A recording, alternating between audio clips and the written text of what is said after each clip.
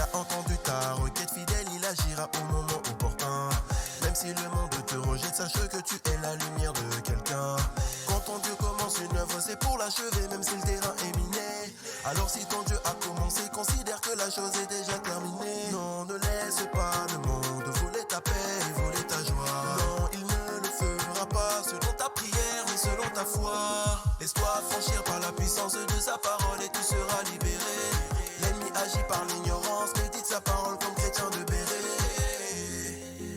Il est possible de l'entendre et le voir. Ferme tes yeux, ouvre ton cœur et lève ta voix. Il s'approchera de toi, entrera dans ta vie à tout jamais. Il manifestera sa gloire. Frangin, quelle que soit la serrure, Jésus-Christ est la clé du bonheur.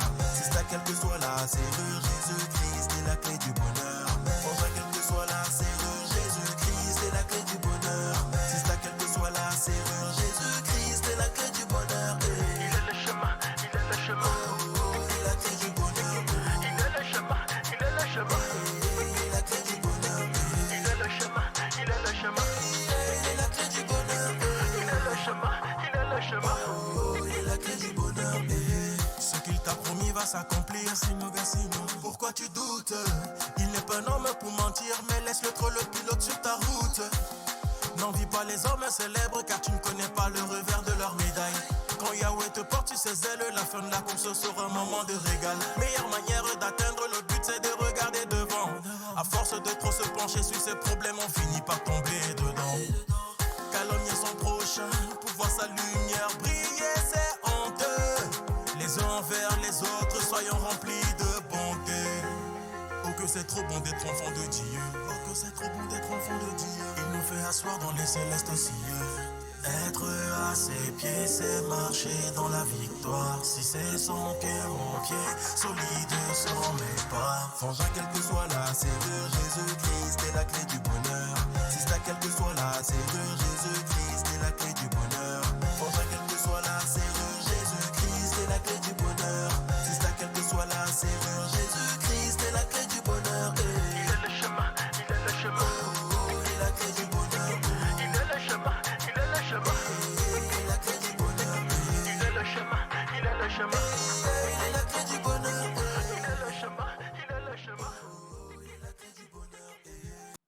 Bonjour à toutes et à tous, bienvenue pour une nouvelle vidéo intitulée « L'œil et la lampe du corps ». Je répète, l'œil et la lampe du corps. Alors merci tout d'abord au psalmiste pour sa musique sur la clé. Oui, notre Seigneur est la clé. Alléluia. Donc je suis heureux de vous retrouver donc, pour une nouvelle vidéo sur le thème du discernement. Vidéo qui ne sera pas tournée dans les conditions que j'aurais souhaité, mais qui le sera tout de même. Alléluia. Alors le discernement, donc, c'est une partie qui nous permet de nous approcher de Dieu. S'approcher de Dieu à nous qui sommes sauvés. Oui, nous sommes sauvés par la grâce de Jésus-Christ à la croix, par son sacrifice, par le sang de la réconciliation, et nous voulons connaître Dieu et ses voies. Alléluia. Quand on vient à la croix, beaucoup de gens pensent que c'est la fin. Mais c'est le début de ta nouvelle vie éternelle. Alléluia. Le discernement, c'est la capacité à juger clairement les choses. Le discernement permet donc de savoir la volonté de Dieu. Qu'est-ce qu'il pense? Qu'est-ce qu'il veut? Alléluia. Et quand on connaît quelque chose, on l'appréhende mieux et on fait le bon choix. Le discernement est donc indispensable pour qu'une situation vécue soit comprise et soit traduite et qu'on y fasse face, si vous voulez, avec du discernement et donc du coup de la manière que Dieu voudrait qu'on fasse les choses. C'est la capacité finalement à s'adapter à une situation et y faire face selon les voies de l'Éternel. Alléluia. La Bible a dit que tout cela a été écrit pour notre instruction. La Bible est là pour notre instruction. Alors instruisons-nous, c'est bien, connaître les choses c'est bien, mais les discerner pour savoir mettre bien en application, c'est aussi indispensable. Alléluia. Donc le Seigneur a dit dans l'évangile de Matthieu chapitre 6 verset 22, L'œil est la lampe du corps. Si ton œil est en bon état, tout ton corps sera éclairé. Avoir une vision claire de ce qui se passe et savoir discerner, c'est important. Ça nous permet d'être éclairés et de comprendre ce qui est bon et ce qui n'est pas bon. Alléluia. Et si tu es dans la lumière parce que ton œil, qui est une image pour bien comprendre et appréhender les choses, alors tu évites le péché. Tu comprends et tu appréhendes les voies de Dieu et on obéit parce que si on obéit à Dieu, Dieu nous bénira. Alléluia. Mon frère, ma sœur, si tu obéis à Dieu, si tu discernes, si tu mets en application les voies de Dieu, Dieu te bénira. Dieu sera là avec toi. Dieu te protégera. Dieu te fera émerger au-delà de tes problèmes. Alléluia. Mais si nous discernons mal et qu'on ne comprend pas bien les choses, alors nous n'agissons pas selon la volonté de Dieu. On n'agit pas selon la volonté de Dieu, alors cela n'est pas bon parce qu'on pêche, alors que même parfois on pense faire bien. Alléluia. Donc le discernement, bien appréhender les choses pour s'adapter en face, pour adapter le comportement adéquat, le comportement que le Seigneur veut est très important. Prions mon frère, ma sœur, pour avoir du discernement. Connaître la parole de Dieu, c'est bien. En tirer instruction, c'est très bien. Mais savoir discerner telle ou telle situation nous permettra de mettre en application ce que nous avons appris. Donc il y a le fait de connaître et de mettre en application en discernant bien les choses. Alléluia. Et le Seigneur Jésus-Christ a dit dans l'évangile de Matthieu, cette fois-ci, chapitre 6, mais verset 23, « Mais si ton œil est en mauvais état, tout ton corps sera dans les ténèbres. Si donc la lumière qui est en toi est ténèbres, combien seront grandes ces ténèbres ?» Donc vous voyez, c'est très important de bien discerner les choses selon le Seigneur. Ésaïe dit encore dans chapitre 59, verset 9, « C'est pourquoi l'arrêt de délivrance est loin de nous, et le salut ne nous atteint pas. Nous attendons la lumière, et voici les ténèbres. La clarté, nous marchons dans l'obscurité. » L'œil spirituel des choses est très important. Il te faut un œil spirituel pour bien agir et obéir à Dieu. Et pour comprendre ce qui est agréable à Dieu et ce qui est du coup bon selon lui, pas selon nous, ce qui est bon selon lui.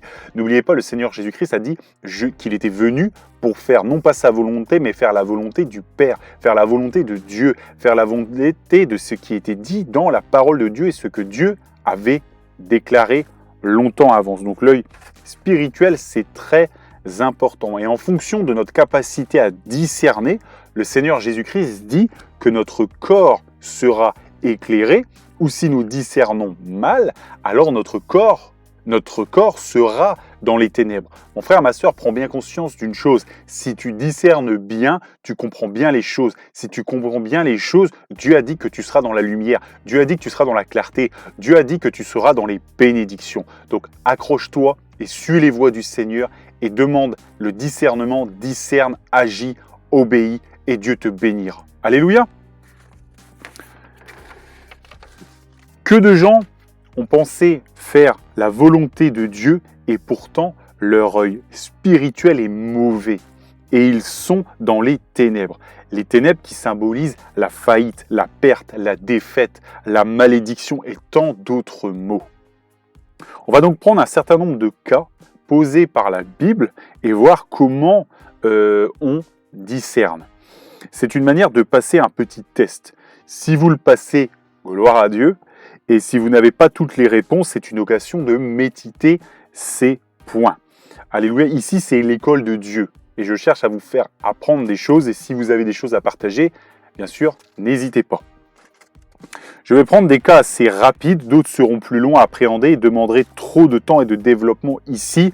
Mais je vous invite bien sûr à vous intéresser aux autres cas que pose la Bible parce qu'elle a été écrite pour notre instruction, pour connaître Dieu et ses voies. Alléluia.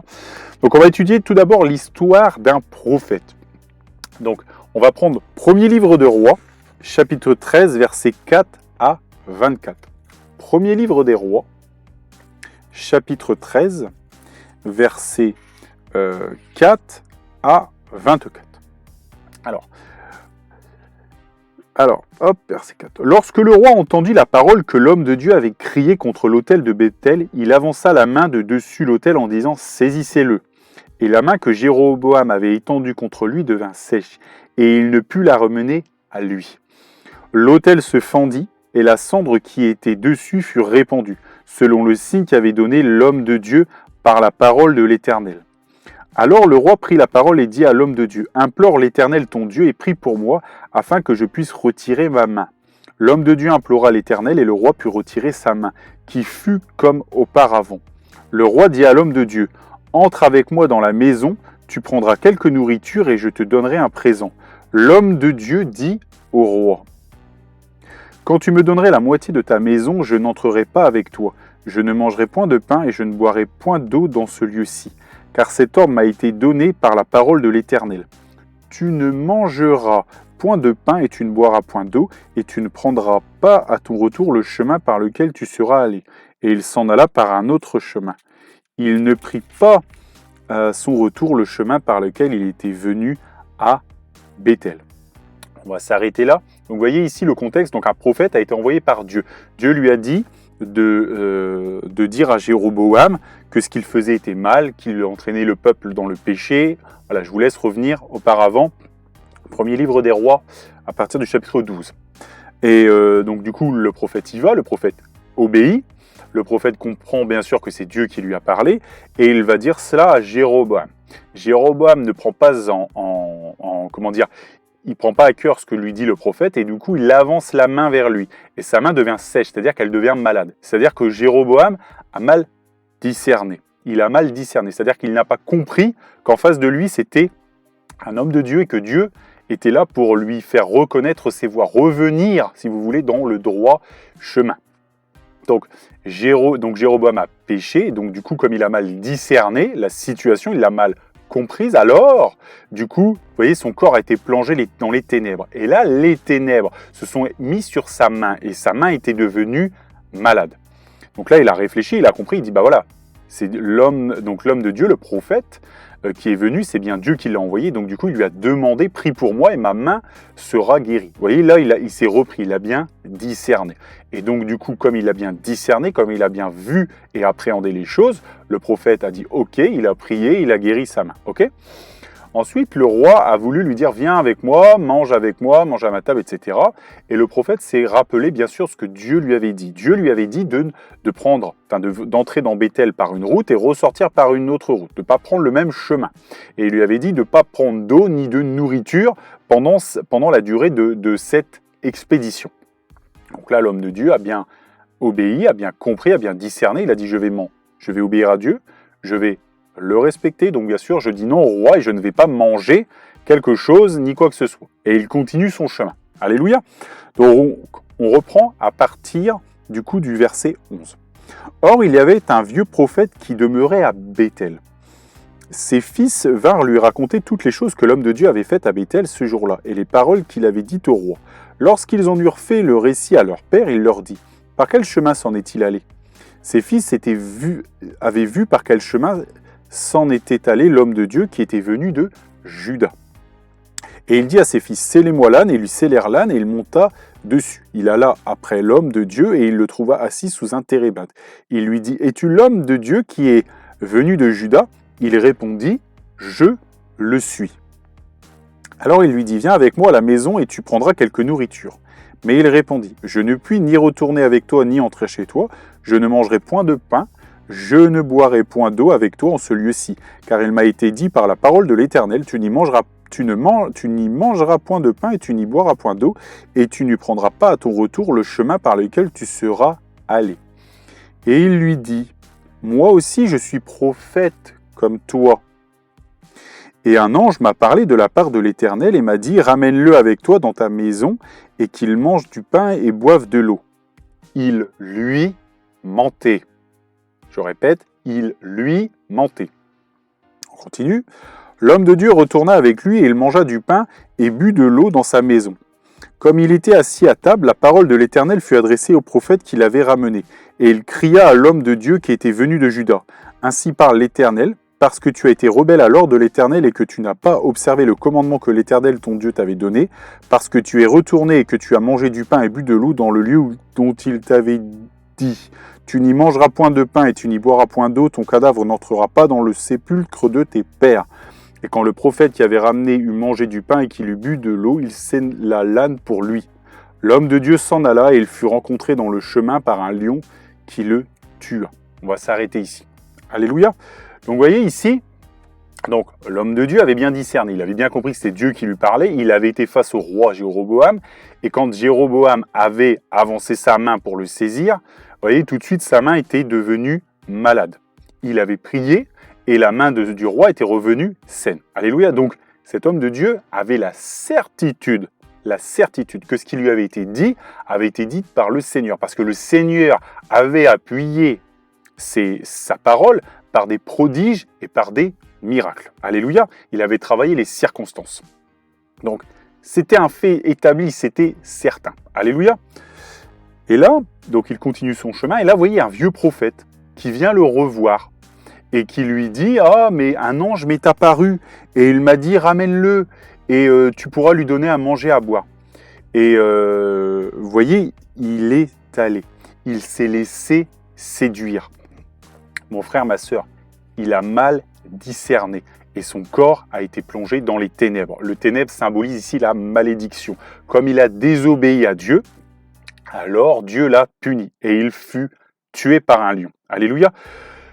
Vous voyez, il ne faut pas faire cette erreur. C'est-à-dire qu'il faut apprendre à discerner les choses. Quand Dieu nous dit quelque chose, il faut s'en tenir promesse de Dieu et il faut avancer. Il faut continuer. Et il ne faut pas écouter et se laisser séduire par d'autres personnes qui disent d'autres choses. Vous voyez, cet homme a menti, il a dit c'est un ange qui m'a dit cela. Et si l'homme de Dieu aurait mieux discerné, il aurait compris. Il aurait compris que Dieu, et il ne peut pas dire quelque chose et après dire l'inverse. Quand Dieu dit quelque chose, c'est comme ça. Voilà, d'accord ? Donc, et si Dieu aurait voulu changer les choses, puisqu'il s'était déjà adressé une première fois à lui directement, il se serait adressé à lui aussi une deuxième fois. Et pas à un ange pour que l'ange aille voir un vieux prophète, pour que le vieux prophète aille voir ce prophète, cet homme de Dieu. Vous voyez, il avait une communication directe, le Seigneur, avec cet homme, donc il était logique qu'il ait à nouveau une communication directe avec lui. Là, cet homme, malheureusement, a mal discerné. Et comme il a mal discerné, la Bible dit que son corps a été plongé dans les ténèbres. Et donc, du coup, le ténèbre ici symbolise sa mort. Mon frère, ma sœur, reste dans la lumière, reste dans les promesses de Dieu et reste à bien discerner les choses de Dieu, à les mettre en application, à t'éloigner du péché et Dieu te bénira. Dieu te comblera. Il a dit qu'il sera avec toi jusqu'à la fin du monde. Alors discerne, obéis et il sera là. Il continuera à être là. Tu iras de victoire en victoire. Oui, il y aura des moments difficiles. Oui, peut-être qu'il y aura des maladies. Oui, peut-être qu'il y aura des problèmes. Mais mon frère, ma sœur, si ton corps est dans la lumière, Dieu est là. Dieu te bénira et il te fera émerger au-delà de tes problèmes dans le nom de Jésus-Christ. Alléluia. Donc oui, restons concentrés, discernons les choses de Dieu et ne nous laissons pas séduire par des menteurs, par des faux prophètes, par d'autres personnes qui veulent nous éloigner de la volonté de Dieu, de la sainte parole de Dieu pour leur propre gosier. Alléluia. Cet homme, le faux prophète, voulait faire venir cet homme de Dieu vers lui parce qu'il voulait que la bénédiction soit aussi dans sa famille. Il voulait tirer cet homme de Dieu vers le bas pour lui essayer d'aller un peu vers le haut, d'accord ? Et là, mon frère, ma sœur, il n'aurait pas fallu qu'il se fasse happer. Alléluia. Donc soyons vigilants. Demandons au Seigneur du discernement. Et vous voyez, quand il y avait une décision importante à prendre, peut-être que cet homme de Dieu, s'il n'aurait pas compris, oui, parfois c'est difficile à comprendre. Parfois, des situations sont difficiles à comprendre. Donc, il faut demander au Seigneur. Il faut demander l'aide du Seigneur. Et je pense que s'il aurait demandé, le Seigneur lui aurait répété, son ordre. Et il l'aurait donc suivi. Il aurait compris que le vieux prophète qui était là, c'était un faux prophète et que c'était pour lui une occasion de chute et qu'il fallait qu'il s'en aille. Alléluia. Voilà. Donc, on va continuer. On va continuer avec un cas plus classique. dont j'ai déjà parlé, en tout cas un de mes classiques, si je puis dire, qui est le transport de l'arche de l'Alliance. Donc on lit le deuxième livre de Samuel, chapitre 6, versets 1 à 10. Deuxième livre de Samuel, chapitre 6, versets 1 à 10.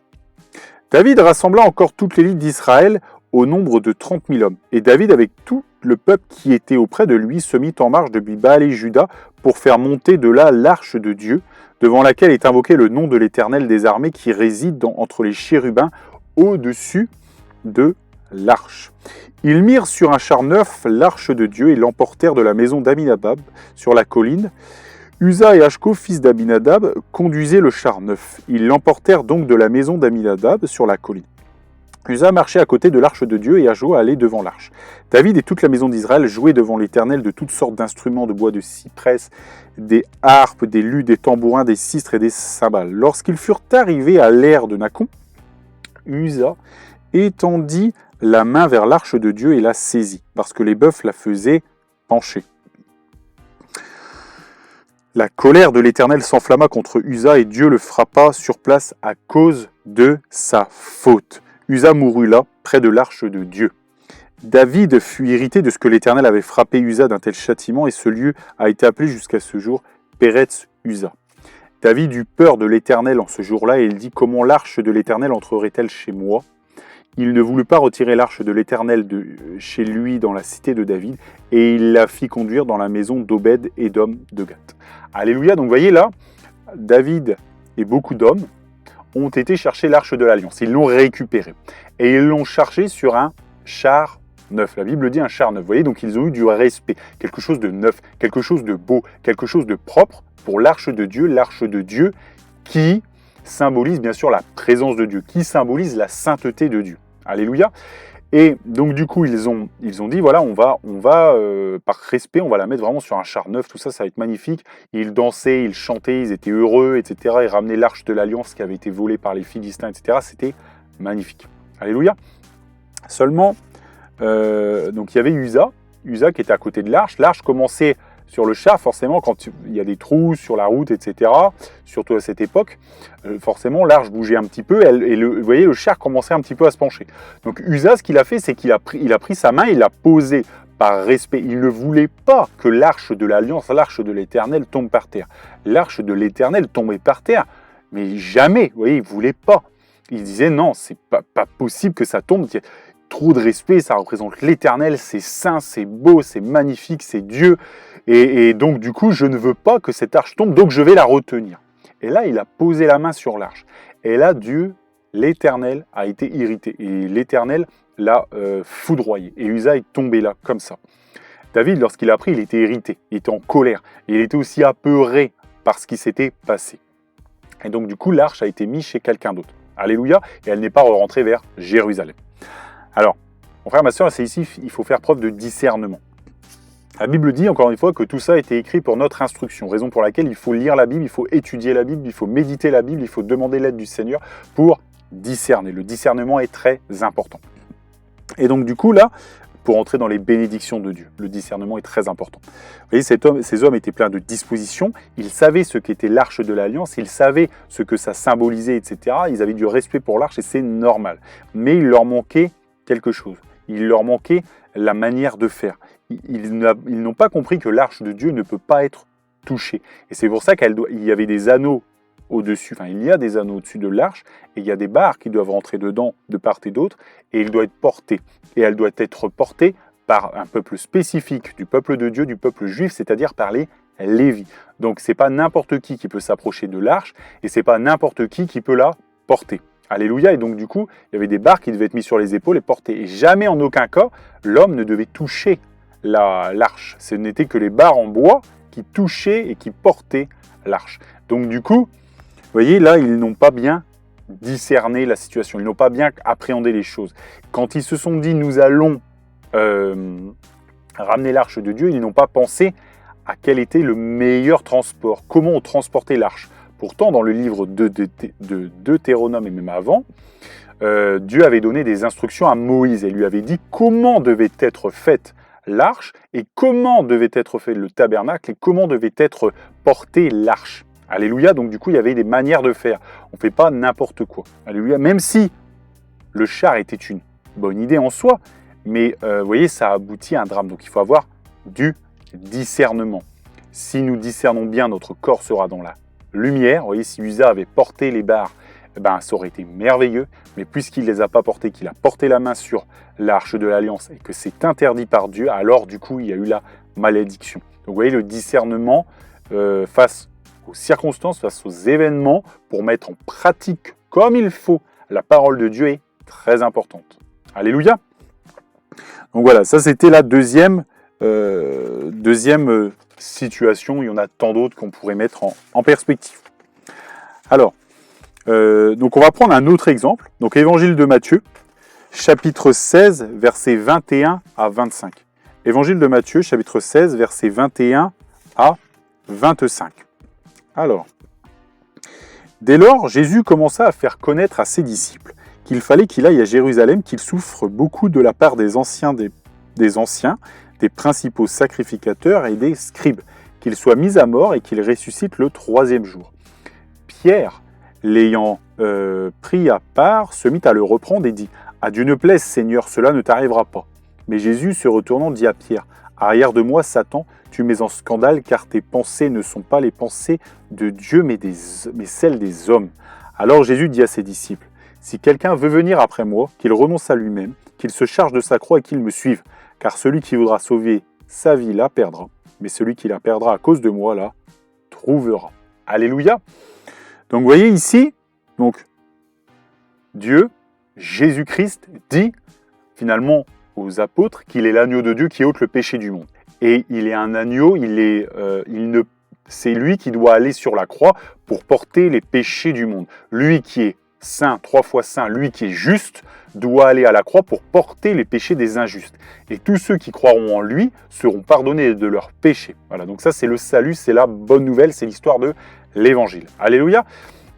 Mais Pierre, quand Jésus-Christ a dit, le Seigneur a dit qu'il devait aller souffrir beaucoup, Pierre l'a repris. Et Pierre, si vous voulez, il ne partait pas d'un mauvais sentiment, mais il a juste mal discerné. Il ne partait pas d'un mauvais sentiment, il voulait dire non mais cela ne doit pas t'arriver, parce qu'il voulait garder le Seigneur auprès de lui, il aimait le Seigneur. Vous voyez ce que je veux dire? Il voulait le meilleur pour le Seigneur.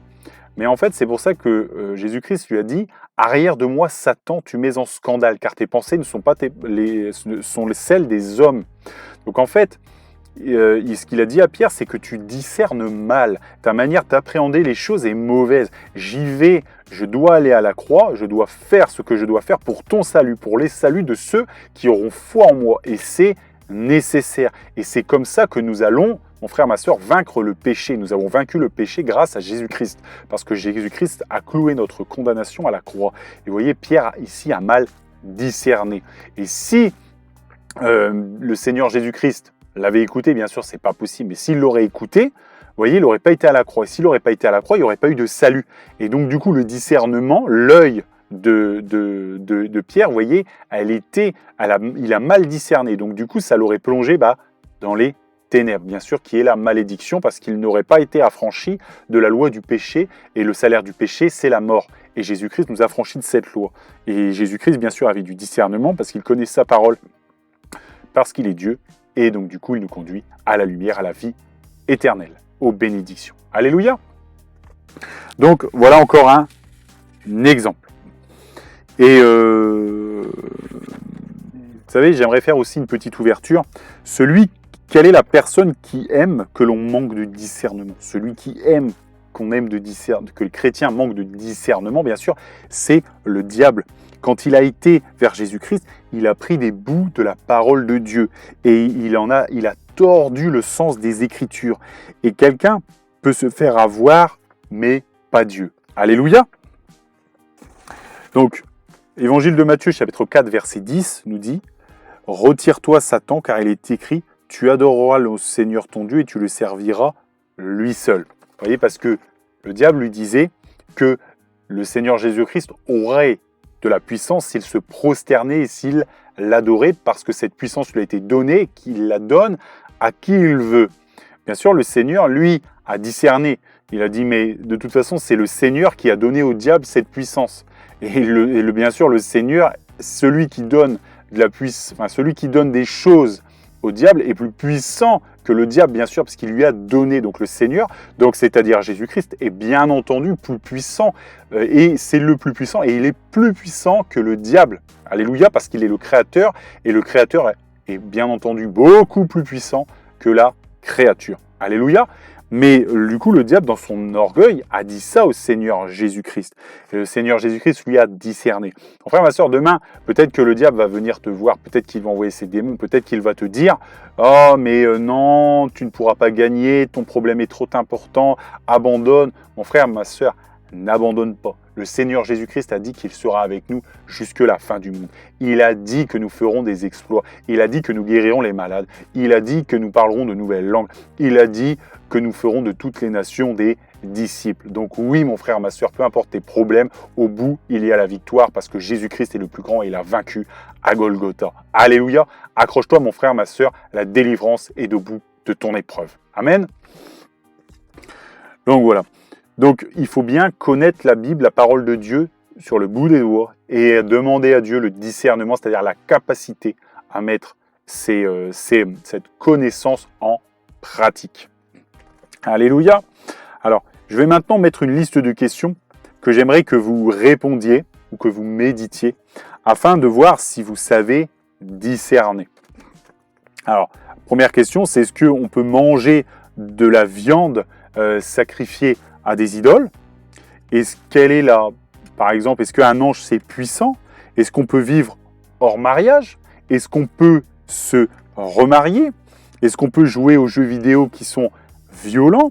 Est-ce qu'on peut ne pas payer ses impôts? Est-ce qu'on peut prier un saint? Bien sûr, cette réponse est non. Est-ce qu'on peut prier Marie? Bien sûr, la réponse est non. Peut-on travailler et gagner sa vie? Bien sûr. Vous voyez, il y a la question de la nouvelle naissance. Qu'est-ce que c'est? Il faut discerner, c'est quoi la véritable nouvelle naissance? Quel est le signe de la véritable nouvelle naissance? Est-ce qu'un chrétien peut-il être possédé par un démon? Bien sûr, la réponse est non, parce que un vrai chrétien est un disciple de Christ. Un disciple de Christ a le Saint-Esprit, il a le Consolateur, et là où le Saint-Esprit est, le diable ne peut pas être. Alléluia. Est-ce qu'on peut baptiser un bébé, par exemple? Oui, on peut baptiser, mais est-ce que c'est vraiment le baptême? Bah non, c'est pas vraiment le baptême. Vous voyez ce que je veux dire? C'est quoi la repentance sincère? C'est quoi une repentance? Vous voyez, il faut méditer toutes ces choses-là, il faut les connaître. Doit-on aimer nos ennemis? Est-ce qu'un démon peut m'atteindre? Est-ce qu'il peut me toucher? La mort est-elle une délivrance? Et à quoi ça sert les œuvres pour le Seigneur?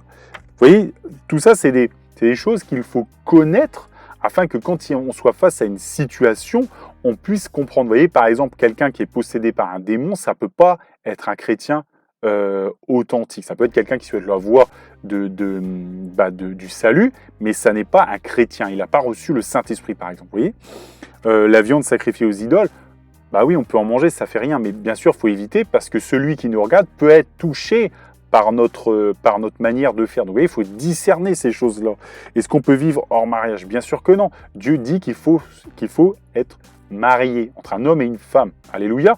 Après, oui, il peut arriver qu'on se remarie. Pourquoi? Parce que notre première épouse, par exemple, est décédée, on est veuf ou on est veuve. Donc, dans ce cas-là, si on est veuf, il y a une veuve en face, etc., il est possible de se remarier, mais que dans ce cas-là. Alléluia. Les jeux vidéo violents, bien sûr que non, qu'on ne peut pas jouer à des jeux vidéo violents où on fait du mal dans les jeux vidéo. Mais si on ne le fait pas dans la vraie vie, mais qu'on le fait dans les jeux vidéo, en fait, on le fait dans la vraie vie aussi. Parce que les jeux vidéo, on a beau vous dire que c'est pas la vraie vie, c'est la vraie vie, puisqu'on appuie sur les touches, etc. Vous voyez, les impôts, bah non, bien sûr, il faut payer ses impôts. La Bible dit payer les impôts, à qui vous devez l'impôt, à qui vous devez payer les impôts. Voilà, donc il faut payer ses impôts, sinon c'est quoi? Si on ne paye pas ses impôts, c'est du vol. Donc si c'est du vol, c'est un des 10 commandements. Vous voyez, c'est toutes ces choses-là qui sont importantes et parfois on veut faire du bien et en voulant faire du bien, finalement on transgresse, vous voyez, comme ça a été avec l'Arche de l'Alliance et autres, on transgresse les ordres de Dieu et donc du coup, l'obéissance, c'est ce qui est très important. Le Seigneur Jésus-Christ est venu, il a porté le message et tout ce qu'il a fait, le Seigneur Jésus-Christ, tout ce qu'il a fait, il l'a fait par obéissance, pour nous montrer le chemin, par obéissance aux Écritures qu'il a écrites lui-même. Alléluia. Voilà, donc je m'en arrêterai là. Donc, méditer les choses et vraiment, rappelez-vous de ce chapitre de la Bible dans Osée, chapitre 4, verset 6, qui nous dit « Mon peuple est détruit parce qu'il lui manque la connaissance. Puisque tu as rejeté la connaissance, je te rejetterai et tu seras dépouillé de mon sacerdoce. Puisque tu as oublié la loi de ton Dieu, j'oublierai aussi tes enfants. » Mon frère, ma sœur, n'oublie pas la loi de Dieu. N'oublie pas de discerner, n'oublie pas de la mettre en pratique et Dieu te bénira. Dieu te fera émerger au-dessus de tes problèmes. Alléluia. Ne regarde pas à la grandeur de tes problèmes, regarde à la grandeur de Dieu. Dieu est solution. Il est la solution contre le péché, le mal le plus violent contre l'homme, si vous voulez. Donc s'il a cette solution-là, toutes les autres, il les a. Alléluia.